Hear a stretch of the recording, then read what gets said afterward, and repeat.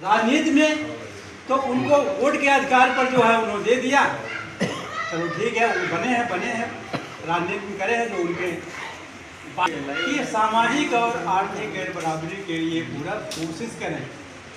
सामाजिक गैर बराबरी, ऊंच नीच कैसे गैर बराबरी होगी, बराबर होंगे मानव जो समता स्वतंत्रता बंधुत्व है, जो तथागत बुद्ध बाबा साहेब के दिए हुए हैं बौद्ध धर्म, तो उसे मानव एक समान है, समता स्वतंत्रता बंधुत्व पर आधारित है। जब तक आप विचारधारा से नहीं आएंगे, बौद्धिज्म की तरफ नहीं आएंगे, तब तक आप कोई भी सफल नहीं कर पाएंगे।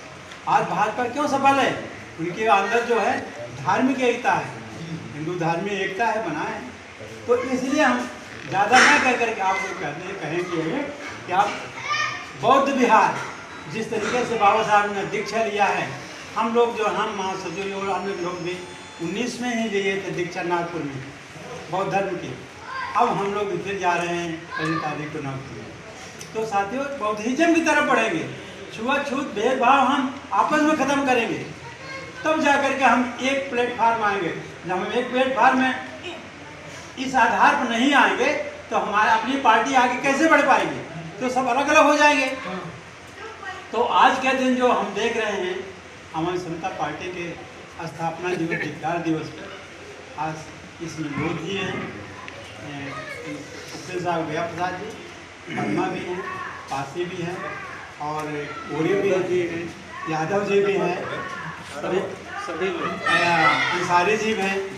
तो जो हम बहुजन एकता की बात करते हैं, तो आप आपके सामने ऐसे मौके पर बहुजन एकता की बात दिखाई दे रही है। तो असली जो काम है आवामी समता पार्टी के, एक बौद्धिज्म की तरफ बढ़ रहा है।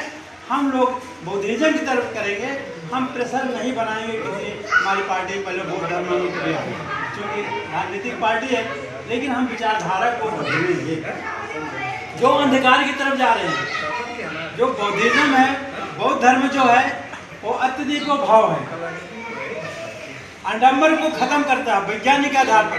तो साथियों हम पर इसको आना है। दूसरा जो विषय है, जो मुख्य विषय है कि 24 नवंबर 1932 को जो पूना में पूना पैक्ट समझौता हुआ था महात्मा गांधी और बाबा साहेब के बीच में, तो वो क्या था समझौता?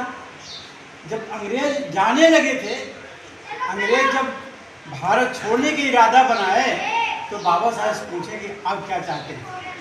तो बाबा साहब ने